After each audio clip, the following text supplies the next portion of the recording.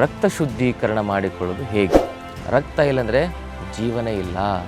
Kidney fail ಆಗುತ್ತೆ, heart blockage ಆಗುತ್ತೆ, brain haemorrhage ಆಗುತ್ತೆ, ಆಮೇಲೆ ಶ್ವಾಸಕೋಶಕ್ಕೆ ಸಂಬಂಧಪಟ್ಟಿರ್ತಕ್ಕಂಥ ಸಮಸ್ಯೆಗಳು ಬರ್ತವೆ. ರಕ್ತ ಕೆಡಲಿಕ್ಕೆ ಪ್ರಧಾನವಾಗಿರ್ತಕ್ಕಂಥ ಕಾರಣ ಏನು? ಅಜೀರ್ಣದ ಸಮಸ್ಯೆ ನಿವಾರಣೆ ಮಾಡ್ಕೊಳ್ಳಿಕ್ಕೆ ಏನು ಮಾಡಬೇಕು? ಹೊಟ್ಟೆ ಜೀರ್ಣಶಕ್ತಿ ಸರಿ ಇರೋದಿಲ್ಲ. ಅಂದರೆ ಏನೇ ತಿಂದರೂ ಕೂಡ ತುಂಬ ಬೇಗ ಭಸ್ಮ ಆದಂಗೆ ಆಗ್ತದೆ. 6 ಗಂಟೆ ಒಳಗಡೆ ಪ್ರಸಾದ ಮಾಡಬೇಕು, 6 ಗಂಟೆ ಮೇಲೆ ಪ್ರಸಾದ ಮಾಡೋದ್ರಿಂದ. ಹಾಗೆ ರಕ್ತದ ವಿಕಾರದಿಂದ, ರಕ್ತದ ಮಲಿನತೆಯಿಂದ ಸರಿಸುಮಾರು 100ಕ್ಕೂ ಹೆಚ್ಚು ಆರೋಗ್ಯದ ಸಮಸ್ಯೆಗಳು ಬರ್ತವೆ. ಶ್ರೀ ಗುರು ಬಸವಲಿಂಗಾಯ ನಮಃ. ಓಂ ನಮಃ ಶಿವಾಯ. ಸರ್ವರಿಗೂ ಭಕ್ತಿಯ ಶರಣು ಶರಣಾರ್ಥಿ. ಆತ್ಮೀಯರೇ, ಇವತ್ತಿನ ಸಂಚಿಕೆಯಲ್ಲಿ ರಕ್ತ ಶುದ್ಧೀಕರಣ ಮಾಡಿಕೊಳ್ಳೋದು ಹೇಗೆ ಅನ್ನೋದನ್ನು ನೋಡೋಣ. ನಮ್ಮ ಶರೀರದಲ್ಲಿ ಸಪ್ತ ಧಾತುಗಳಿದ್ದಾವೆ. ರಸ, ರಕ್ತ, ಮಾಂಸ, ಮೇದ, ಅಸ್ಥಿ, ಮಜ್ಜೆ, ಶುಕ್ರ ಅಂಥೇಳಿ. ಇದರಲ್ಲಿ ಎರಡನೆಯದಾಗಿರ್ತಕ್ಕಂಥ ಪ್ರಮುಖವಾದ ಧಾತುವೇ ರಕ್ತ. ರಸ ಪರಿವರ್ತನೆಯಾಗಿ, ರಸ ಅಗ್ನಿಯ ಒಂದು ಸಂಸ್ಕಾರದಿಂದ ಉತ್ಪತ್ತಿಯಾಗಿ ಜೀವ ಸೃಷ್ಟಿಯಾಗಲು ಮುಖ್ಯವಾಗಿರ್ತಕ್ಕಂಥ ಶಕ್ತಿನೇ ರಕ್ತ. ರಕ್ತ ಇಲ್ಲಂದರೆ ಜೀವನ ಇಲ್ಲ.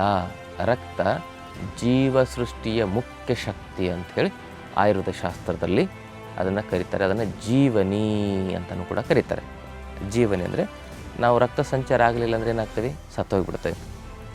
ರಕ್ತವೇ ನಮ್ಮ ಶರೀರಕ್ಕೆ ಪೋಷಕ ತತ್ವಗಳನ್ನು ಒದಗಿಸೋದು, ರಕ್ತವೇ ಶರೀರವನ್ನು ಶುದ್ಧೀಕರಣ ಮಾಡೋದು, ರಕ್ತವೇ ಪ್ರಾಣವನ್ನು ಜಾಗೃತವಾಗಿಡ್ತಕ್ಕಂಥ ಒಂದು ಮುಖ್ಯವಾದ ಧಾತು. ಆ ಬ್ಲಡ್ ಕಾಂಪೊನೆಂಟ್ಗಳಲ್ಲಿ ಹಿಮೋಗ್ಲೋಬಿನ್ ಆಗಿರ್ಬೋದು, ಐರನ್ ಆಗಿರ್ಬೋದು, ಹಾಗೂ ಬಿಳಿ ರಕ್ತ ಕಣಗಳಾಗಿರ್ಬೋದು, ಹೀಗೆ ವಿಭಿನ್ನ ಪ್ರಕಾರದ ರಕ್ತದ ಒಂದು ಅಂಶಗಳನ್ನು, ಬ್ಲಡ್ ಕಾಂಪೊನೆಂಟ್ಗಳನ್ನು ನಾವು ಸ್ವಚ್ಛವಾಗಿಟ್ಕೊಳ್ಬೇಕು ಅಂಥೇಳಿದ್ರೆ ಏನು ಮಾಡಬೇಕು? ರಕ್ತ ಅಶುದ್ಧಿ ಆದರೆ ಏನಾಗುತ್ತೆ? ರಕ್ತ ಅಶುದ್ಧಿ ಆದರೆ ಕಿಡ್ನಿ ಫೇಲ್ ಆಗುತ್ತೆ, ಹಾರ್ಟ್ ಬ್ಲಾಕೇಜ್ ಆಗುತ್ತೆ, ಬ್ರೈನ್ ಹೆಮ್ರೇಜ್ ಆಗುತ್ತೆ, ವೇರಿಕೋಸ್ ವೇನ್ ಆಗುತ್ತೆ, ವೇರಿಕೋಸಿಲ್ ಆಗುತ್ತೆ, ಹೈಡ್ರೋಸಿಲ್ ಆಗುತ್ತೆ, ಆಮೇಲೆ ಚರ್ಮದ ಕಾಯಿಲೆಗಳು ಬರ್ತವೆ. ಅದರ ಜೊತೆಗೆ ನರ ದೌರ್ಬಲ್ಯತೆ ಬರ್ತದೆ. ಆಮೇಲೆ ಬಂಜಿತನದ ಸಮಸ್ಯೆ, ನಪುಂಸಕತ್ವದ ಸಮಸ್ಯೆಗಳು ಬರ್ತವೆ.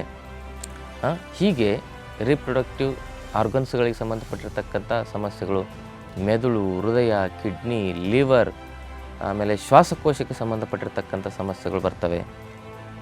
ಎಲ್ಲ ಒಂದು ಸಮಸ್ಯೆಗಳು, ವೈಟಲ್ ಆರ್ಗನ್ಸ್ಗಳಿಗೆ ಬರ್ತಕ್ಕಂಥ ಸಮಸ್ಯೆಗಳಾಗಿರ್ಬೋದು, ದೇಹದ ವಿಭಿನ್ನ ಅಂಗ ಪ್ರತ್ಯಂಗಗಳಿಗೆ ಬರ್ತಕ್ಕಂಥ ಸಮಸ್ಯೆಗಳಾಗಿರ್ಬೋದು, ಎಲ್ಲವೂ ಕೂಡ ಬ್ಲಾಕೇಜಿಂದನೇ ಆಗ್ತವೆ. ನಮ್ಮ ಶರೀರದಲ್ಲಿ ಶ್ರೋತಸ್ಸುಗಳು ಅಂತಿರ್ತವೆ.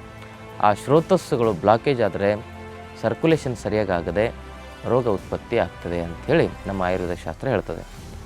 ಅವೆಲ್ಲ ಬ್ಲಾಕೇಜ್ ಆಗಲಿಕ್ಕೆ ಮುಖ್ಯ ಕಾರಣ ರಕ್ತ, ರಕ್ತದ ದೋಷ, ರಕ್ತದ ಮಲಿನತೆ. ರಕ್ತ ಕೆಡಲಿಕ್ಕೆ ಪ್ರಧಾನವಾಗಿರ್ತಕ್ಕಂಥ ಕಾರಣ ಏನು? ಆಯುರ್ವೇದ ಶಾಸ್ತ್ರ ಹೇಳುತ್ತೆ, ರಕ್ತ ಕೆಡಲಿಕ್ಕೆ ಪ್ರಧಾನವಾಗಿರ್ತಕ್ಕಂಥ ಕಾರಣವೇ ನಮ್ಮ ಹೊಟ್ಟೆ. ಹೊಟ್ಟೆಯಲ್ಲಿ ಆಮ ವಿಕಾರ ಏನಾದರೂ ಹೆಚ್ಚಾದಾಗ ರಕ್ತದಲ್ಲಿ ಪಿತ್ತ ಮತ್ತು ಕಫ ದುಷ್ಟಿಯಾಗುತ್ತೆ. ಪಿತ್ತ, ಕಫ ಮತ್ತು ದುಷ್ಟಿ ಆದಾಗ ಅದರಲ್ಲಿ ಏನಾಗ್ತದೆ ಅಂತಂದರೆ ನಮ್ಮ ರಕ್ತದಲ್ಲಿರ್ತಕ್ಕಂಥ ಎಲ್ಲ ಆ ಒಂದು ಅಂಶಗಳಲ್ಲಿ ಈ ಒಂದು ಟಾಕ್ಸಿಸಿಟಿ ಅಂತ ಇಂಗ್ಲೀಷಲ್ಲಿ ಕರೀತಾರೆ, ಆಯುರ್ವೇದದಲ್ಲಿ ಆಮ ಅಂತ ಕರೀತಾರೆ, ಅದೆಲ್ಲ ಡೆಪಾಸಿಟ್ ಆಗ್ತಾ ಹೋಗ್ತದೆ. ಅದಕ್ಕೆ ಆಮ ಸೃಷ್ಟಿಯಾಗಲಿಕ್ಕೆ ಮುಖ್ಯ ಕಾರಣ ಅಜೀರ್ಣ ಮತ್ತು ಮಲಬದ್ಧತೆ. ಅಜೀರ್ಣ ಮತ್ತು ಮಲಬದ್ಧತೆಯಿಂದ ಏನಾಗುತ್ತೆ ಅಂದರೆ ಶರೀರದಲ್ಲಿ ಆಮ ಸೃಷ್ಟಿಯಾಗುತ್ತೆ. ಆ ಒಂದು ಆಮವೇ ರಕ್ತ ವಿಕಾರಕ್ಕೆ ಮುಖ್ಯ ಕಾರಣ. ಯಾಕಂದರೆ ಹೊಟ್ಟೆಯಿಂದ ನೇರವಾಗಿ ಅದು ರಕ್ತಕ್ಕೆ ಸೇರ್ತದೆ. ರಕ್ತಕ್ಕೆ ಸೇರಿದಾಗ ರಕ್ತ ಮಲಿನವಾಗುತ್ತೆ.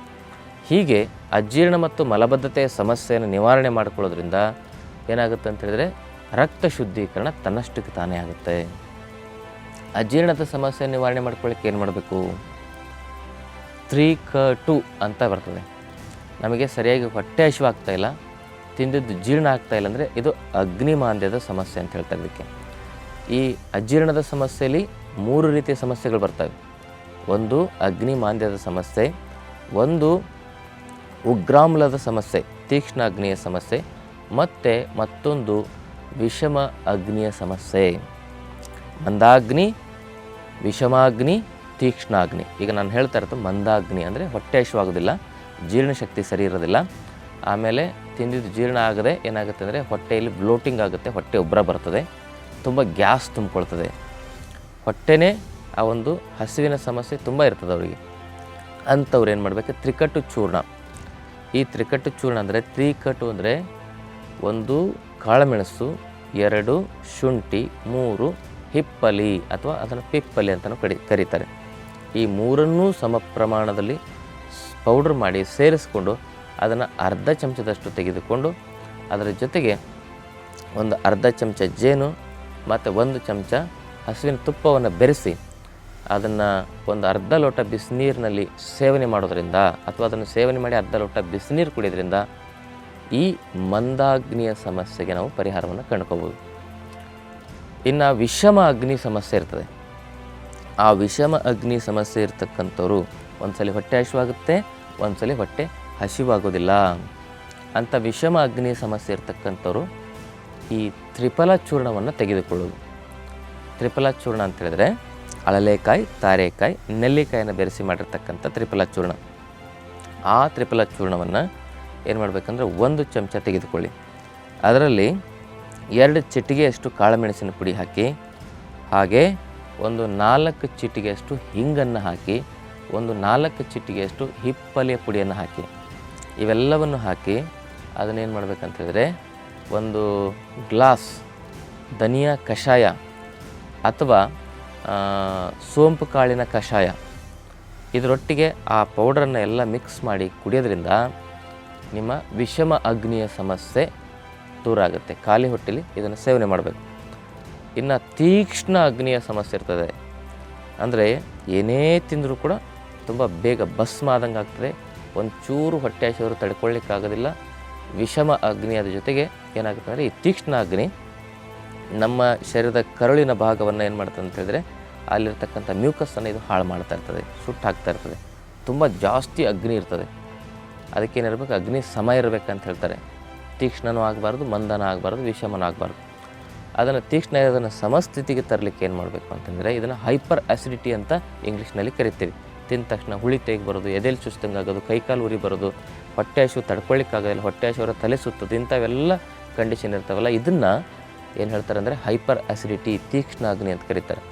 ಅಂಥವರು ಆಹಾರದ ನಂತರದಲ್ಲಿ ಏನು ಮಾಡಬೇಕಂದ್ರೆ 1 ಗ್ಲಾಸ್ ಬೆಣ್ಣೆ ತೆಗೆದ ಮಜ್ಜಿಗೆ, ಮನೇಲಿ ಮೊಸರಿಂದ ಮಜ್ಜಿಗೆ ಮಾಡೋದಲ್ಲ, ಬೆಣ್ಣೆ ತೆಗೆದಿರ್ತಕ್ಕಂಥ ಮಜ್ಜಿಗೆ, ಆ ಮಜ್ಜಿಗೆಯನ್ನು 1 ಗ್ಲಾಸ್ ತೆಗೆದುಕೊಳ್ಳಿ. ಅದರಲ್ಲಿ 1 ಚಮಚ ಧನಿಯಾ ಪುಡಿಯನ್ನು ಹಾಕಿ ಸೇವನೆ ಮಾಡಿದ್ರೆ ಆಹಾರದ ನಂತರ ಹೈಪರ್ ಆ್ಯಸಿಡಿಟಿ ಕಮ್ಮಿ ಆಗುತ್ತೆ.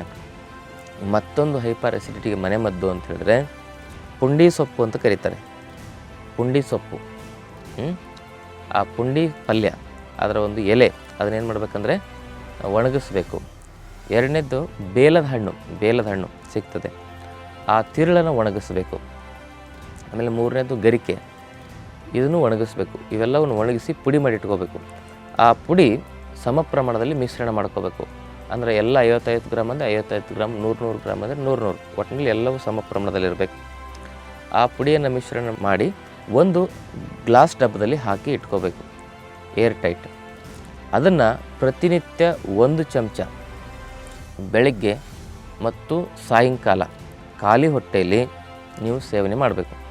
ಉಗುರು ಬೆಚ್ಚನೆ ನೀರು ಅಥವಾ ತಣ್ಣೀರಿಂದ ಆಗ್ಬೋದು, ಅಥವಾ ಎಳನೀರಿನಿಂದ ಆದರೆ ಇನ್ನೂ ಒಳ್ಳೆಯದು. ಎಳನೀರು ಸೇವನೆ ಮಾಡಬೇಕಂದ್ರೆ ಸಾಯಂಕಾಲ 6 ಗಂಟೆ ಒಳಗಡೆ ಸೇವನೆ ಮಾಡಬೇಕು, 6 ಗಂಟೆ ಮೇಲೆ ಬೇಡ. 6 ಗಂಟೆ ಒಳಗಡೆ ಪ್ರಸಾದ ಮಾಡಬೇಕು. 6 ಗಂಟೆ ಮೇಲೆ ಪ್ರಸಾದ ಮಾಡೋದ್ರಿಂದ ಹೈಪರ್ ಆ್ಯಸಿಡಿಟಿ ಆಗುತ್ತೆ. ಹೀಗೆ ಬೆಳಗ್ಗೆ ಮತ್ತು ಸಾಯಂಕಾಲ ಈ ಅಗ್ನಿಯ ಸಮಸ್ಯೆಗಳಿಗೆ, ವಿಷಮಾಗ್ನಿ, ಮಂದಾಗ್ನಿ, ತೀಕ್ಷ್ಣ ಅಗ್ನಿಯ ಸಮಸ್ಯೆಗಳಿಗೆ ರಾತ್ರಿ ತಡವಾಗಿ ಆಹಾರ ಸೇವನೆ ಮಾಡೋದು ಕೂಡ ಒಂದು ಮುಖ್ಯ ಕಾರಣ. ಹೀಗೆ ಇದನ್ನು ಸೇವನೆ ಮಾಡೋದ್ರಿಂದ ಅದೇನಾಗುತ್ತೆ, ತೀಕ್ಷ್ಣ ಅಗ್ನಿಯ ಸಮಸ್ಯೆ ಗುಣ ಆಗುತ್ತೆ. ಈ 3 ಪ್ರಕಾರದ ಆ ಜೀರ್ಣಶಕ್ತಿಯ ತೊಂದರೆಗಳನ್ನು ನಿವಾರಣೆ ಮಾಡಲಿಕ್ಕೆ ಯಾವ ಮನೆ ಮದ್ದನ್ನು ಬಳಸಬೇಕು ಅಂತ ಹೇಳಿದೆ. ಹೀಗೆ ಇದನ್ನು ಜೀರ್ಣಶಕ್ತಿಗಾಗಿ ಇದನ್ನು ಬಳಸ್ಕೊಂಡು ಮಲಬದ್ಧತೆಗಾಗಿ ಏನು ಮಾಡಬೇಕಂದ್ರೆ, ಮಲಬದ್ಧತೆ ನಿವಾರಣೆಗಾಗಿ ರಾತ್ರಿ 1 ಚಮಚ ಅಥವಾ 2 ಚಮಚದಷ್ಟು ನಾವು ಇಸಾಬ್ಗೋಲನ್ನು ಬಿಸಿನೀರಲ್ಲಿ ಹಾಕಿ ತೆಗೆದುಕೊಳ್ಬೋದು, ಅಥವಾ ಒಂದು 2-3 ಚಮಚ ಹರಳೆಣ್ಣೆಯನ್ನು ಬಿಸಿನೀರಿಗೆ ಹಾಕಿ ತೆಗೆದುಕೊಳ್ಳೋದು, ಅಥವಾ ತ್ರಿಫಲ ಚೂರ್ಣದಿಂದನೂ ಕೂಡ ಹೊಟ್ಟೆ ಶುದ್ಧೀಕರಣ ಮಾಡ್ಕೋಬೋದು. 1 ಚಮಚ ಬಿಸಿನೀರಿನಲ್ಲೇ ತೆಗೆದುಕೊಳ್ಳೋದ್ರಿಂದ ರಾತ್ರಿ. ಅದರ ಜೊತೆಗೆ ಆಯುರ್ವೇದದಲ್ಲಿ ಬೆಳಗ್ಗೆ ಎದ್ದು ಖಾಲಿ ಹೊಟ್ಟೆಯಲ್ಲಿ ಒಂದು ಬೆಟ್ಟದ ನೆಲ್ಲಿಕಾಯಿ ಜ್ಯೂಸನ್ನು ಒಂದು ಗ್ಲಾಸ್ ಕುಡಿಯೋದ್ರಿಂದ ಕೂಡ ಆ ಒಂದು ಹೊಟ್ಟೆ ಶುದ್ಧೀಕರಣ ಆಗುತ್ತೆ. ಇದು ಯಾವುದೇ ಮನೆಮದ್ದನ್ನು ಮಾಡೋದಾಗಲಿ 1 ರಿಂದ ಮ್ಯಾಕ್ಸಿಮಮ್ 3 ತಿಂಗಳು ಮಾಡಿ. ಇದು ಹೊಟ್ಟೆ ಶುದ್ಧಿಗಾಗಿ. ಅಜೀರ್ಣದ ಸಮಸ್ಯೆ, ಹೊಟ್ಟೆ ಶುದ್ಧಿ, ಮಲಬದ್ಧತೆಯ ಸಮಸ್ಯೆ ಸರಿಯಾಯಿತು ಅಂದರೆ ರಕ್ತ ತನ್ನಿಂದ ತಾನೇ ಶುದ್ಧೀಕರಣ ಆಗ್ತಾ ಬರ್ತದೆ. ಮತ್ತು ರಕ್ತಧಾತುವನ್ನು ಶುದ್ಧೀಕರಣ ಮಾಡಲಿಕ್ಕೆ ಕೆಲವೊಂದಿಷ್ಟು ರಕ್ತಧಾತುವಿನ ಮೇಲೆ ಆ್ಯಕ್ಷನ್ ಮಾಡ್ತಕ್ಕಂಥ ಕಷಾಯಗಳನ್ನ ಕುಡಿಬೋದು. ಬೇವಿನ ಎಲೆ ಕಷಾಯ ಕುಡಿಬೋದು, ಆಮೇಲೆ ಹೊಂಗೆ ಎಲೆ ಕಷಾಯ ಕುಡಿಬೋದು, ಅಥವಾ ತುಳಸಿ ಕಷಾಯವನ್ನು ಕುಡಿಬೋದು. ಆಮೇಲೆ ಈ ಗರಿಕೆ ಕಷಾಯ ರಕ್ತ ಶುದ್ಧೀಕರಣಕ್ಕೆ ಅದರಂಥ ಒಳ್ಳೆ ಮದ್ದು ಮತ್ತೊಂದಿಲ್ಲ. ಗರಿಕೆ ಕಷಾಯ ಕುಡಿಬೋದು. ಆಮೇಲೆ ಅಮೃತ ಬಳ್ಳಿ ಕಷಾಯವನ್ನು ಕುಡಿಬೋದು. ಅದು ನೇರವಾಗಿ ರಕ್ತದ ಮೇಲೆ ಆ್ಯಕ್ಷನ್ ಮಾಡುತ್ತೆ. ಇವೆಲ್ಲ ಕಷಾಯಗಳನ್ನು ಸಹ ನಾವು ಕುಡಿಬಹುದು. ಅಜೀರ್ಣ ಮತ್ತು ಮಲಬದ್ಧತೆ ಸಮಸ್ಯೆಗಳಿಗೆ ಮನೆಮದ್ದನ್ನು ಮಾಡ್ಕೊಳ್ತಾ ರಕ್ತ ಶುದ್ಧೀಕರಣಕ್ಕೆ ಈ ಎಲ್ಲ ಮನೆಮದ್ದನ್ನು ಮಾಡ್ಕೋಬೋದು. ಮತ್ತು ನೆಲನೆಲ್ಲಿ ಕಷಾಯವು ಕೂಡ ರಕ್ತ ಶುದ್ಧೀಕರಣಕ್ಕೆ ಒಳ್ಳೆಯದು. ಇದಿಷ್ಟು ಮಾಡ್ತಾ ಬನ್ನಿ, ನಿಮ್ಮ ಒಂದು ಸಮಸ್ಯೆ ಏನಾಗುತ್ತೆ ನಿವಾರಣೆ ಆಗುತ್ತೆ. ಇವೆಲ್ಲ ಎಲೆಗಳನ್ನು ನಾವು ಕಷಾಯ ಮಾಡ್ಕೋಬೇಕಂದ್ರೆ ಒಂದು ಒಳಮುಷ್ಟಿಯಷ್ಟು ಎಲೆಗಳನ್ನು ತೆಗೆದುಕೊಂಡು ನಾವೇನು ಮಾಡಬೇಕು, 2 ಲೋಟ ನೀರಲ್ಲಿ ಕುದಿಸಿ ಅರ್ಧ ಲೋಟ ಕಿಳಿಸ್ಬೇಕು. ಈ ಅಮೃತ ಬಳ್ಳಿಯನ್ನು ಕಾಂಡ ಅಥವಾ ಎಲೆಗಳನ್ನು ಉಪಯೋಗಿಸ್ಬೋದು ಕಷಾಯಕ್ಕೆ. ಕಾಂಡ ಆದರೆ ಒಂದು 2-3 ಇಂಚಿನ ಕಾಂಡವನ್ನು, ಒಂದು 2-3 ಕಾಂಡವನ್ನು ಜಜ್ಜಿ ಅದನ್ನು 2 ಲೋಟ ನೀರಿನಲ್ಲಿ ಕುದಿಸಿ ಅರ್ಧ ಲೋಟ ಕಿಳಿಸಿ ಕುಡಿಯೋದು. ಎಲೆಗಳಾದರೆ ಈ ತುಳಸಿ ಎಲೆ ಆಗ್ಬೋದು, ಹೊಂಗೆ ಎಲೆ ಆಗ್ಬೋದು, ಆಮೇಲೆ ಬಿಲ್ಪತ್ರೆ ಎಲೆ ಆಗ್ಬೋದು, ಆಮೇಲೆ ನೆಲನೆಲ್ಲಿ ಆಗ್ಬೋದು. ಇವೆಲ್ಲವುಗಳನ್ನು ನಾನು ಹೇಳಿದ್ನಲ್ಲ, ಅವೆಲ್ಲ ಬಗೆಯ ಎಲೆಗಳಿಂದ ನಾವು ಕಷಾಯ ಮಾಡಲಿಕ್ಕೆ ಒಂದು ಒಳಮುಷ್ಟಿ ಆ ಎಲೆಗಳನ್ನು ತೆಗೆದುಕೊಂಡು ನಾವು ಕಷಾಯವನ್ನು ತಯಾರು ಮಾಡ್ಕೋಬೋದು. ಅದರ ಪ್ರಮಾಣ ಒಬ್ಬರಿಗೆ ಒಂದು ಒಳಮುಷ್ಟಿಯಷ್ಟು ಬೇಕಾಗುತ್ತೆ. ಇದಿಷ್ಟು ರಕ್ತ ಶುದ್ಧೀಕರಣ ಮಾಡ್ತಕ್ಕಂಥ ಒಂದು ನೈಸರ್ಗಿಕ ವಿಧಾನ. ಇನ್ನು ತುಂಬ ಕಫದೃಷ್ಟಿಯಾಗಿ ಪಿತ್ತದೃಷ್ಟಿಯಾಗಿ ರಕ್ತದ ಒಂದು ವಿಕಾರ ಜಾಸ್ತಿ ಆಗಿತ್ತಂದರೆ ಅದನ್ನು ಸರಿ ಮಾಡಲಿಕ್ಕೆ ಆಯುರ್ವೇದದಲ್ಲಿ ಪಂಚಕರ್ಮ ಚಿಕಿತ್ಸೆ ಅಂತ ಹೇಳ್ತಾರೆ. ವಿರೇಚನ ಚಿಕಿತ್ಸೆಯಿಂದ ರಕ್ತ ದೋಷವನ್ನು, ರಕ್ತದ ವಿಕಾರಗಳನ್ನು ಸಂಪೂರ್ಣವಾಗಿ ಸ್ವಚ್ಛ ಮಾಡಬಹುದು. ಅದಕ್ಕಾಗಿ ತುಂಬ ಜಾಸ್ತಿ ರಕ್ತ ಅಶುದ್ಧಿಯಾಗಿತ್ತಂದರೆ ತಾವು ಖಂಡಿತವಾಗಿ ಪಂಚಕರ್ಮ ಚಿಕಿತ್ಸೆಯನ್ನು ತೆಗೆದುಕೊಳ್ಬೇಕಾಗುತ್ತೆ. ನಮ್ಮ ಆರೋಗ್ಯ ಕೇಂದ್ರದಲ್ಲಿ ಪಂಚಕರ್ಮ ಚಿಕಿತ್ಸೆಯನ್ನು ನಾವು ಮಾಡ್ತೇವೆ. ತಾವು ನೇರವಾಗಿ ನಮ್ಮ ಆಶ್ರಮಕ್ಕೆ ಭೇಟಿ ಕೊಡ್ಬೋದು. ಅದರಿಂದಾಗಿ ನಿಮ್ಮ ವೇಟ್ ಲಾಸಿನ ಒಂದು ಸಮಸ್ಯೆ, ತುಂಬ ಜಾಸ್ತಿ ವೇಟ್ ಇದ್ದರೂ ಕೂಡ ವೇಟು ಕಮ್ಮಿ ಆಗುತ್ತೆ, ರಕ್ತದ ವಿಕಾರಗಳು ಕೂಡ ದೂರ ಆಗ್ತವೆ. ಹಾಗೆ ರಕ್ತದ ವಿಕಾರದಿಂದ, ರಕ್ತದ ಮಲಿನತೆಯಿಂದ ಸರಿಸುಮಾರು 100ಕ್ಕೂ ಹೆಚ್ಚು ಆರೋಗ್ಯದ ಸಮಸ್ಯೆಗಳು ಬರ್ತವೆ. ಅದಕ್ಕಾಗಿ ನಾವೇನು ಮಾಡಬೇಕು, ರಕ್ತದ ಒಂದು ವಿಕಾರವನ್ನು ದೂರ ಮಾಡಲಿಕ್ಕೆ ಸರಿಯಾದ ಸಮಯದಲ್ಲಿ ಮನೆಮದ್ದುಗಳನ್ನು ಮಾಡ್ಕೋಬೇಕು. ಪ್ರಾಣಾಯಾಮವನ್ನು ಮಾಡಬೇಕು ಪ್ರತಿನಿತ್ಯ. ಯೋಗಾಸನಗಳನ್ನ ಅಭ್ಯಾಸ ಮಾಡೋದ್ರಿಂದ ಇಂಥ ಸಮಸ್ಯೆಗಳೇ ಬರದಂತೆ ನಾವು ತಡಿಬೋದು. ಬಂದ ಮೇಲೆ ಇವೆಲ್ಲ ಪ್ರಯೋಗವನ್ನು ಮಾಡಿ, ಅದಕ್ಕೆ ತುಂಬ ತೀಕ್ಷ್ಣವಾಗಿ ಸಮಸ್ಯೆ ಇತ್ತು, ಜಾಸ್ತಿ ಇತ್ತಂದರೆ ಆಯುರ್ವೇದ ಚಿಕಿತ್ಸೆಯನ್ನು ಸಹ ತೆಗೆದುಕೊಳ್ಬೋದು. ಅದಕ್ಕೆ ಆಯುರ್ವೇದದಲ್ಲಿ ಹಲವಾರು ಔಷಧಿಗಳನ್ನು ಸಹ ಕೊಡಲಾಗ್ತದೆ. ಈ ಮಾಹಿತಿ ಇಷ್ಟವಾದಲ್ಲಿ ಈ ವಿಚಾರವನ್ನು ತಮ್ಮ ಬಂಧು ಮಿತ್ರರೊಂದಿಗೆ ಶೇರ್ ಮಾಡ್ಕೊಳ್ಳಿ. ನಮ್ಮ ಆರೋಗ್ಯ ಕೇಂದ್ರದಲ್ಲಿ 5 ದಿನದ ಆರೋಗ್ಯ ಶಿಬಿರ ನಡೀತಾ ಇದೆ. ಅದಕ್ಕೆ ಭಾಗವಹಿಸಲಿಕ್ಕೆ ತಾವು ಕೆಳಗಡೆ ಕಾಂಟ್ಯಾಕ್ಟ್ ನಂಬರ್ಗೆ ಸಂಪರ್ಕ ಮಾಡ್ಬೋದು. ತಮ್ಮೆಲ್ಲರಿಗೂ ಶರಣಾರ್ಥಿ.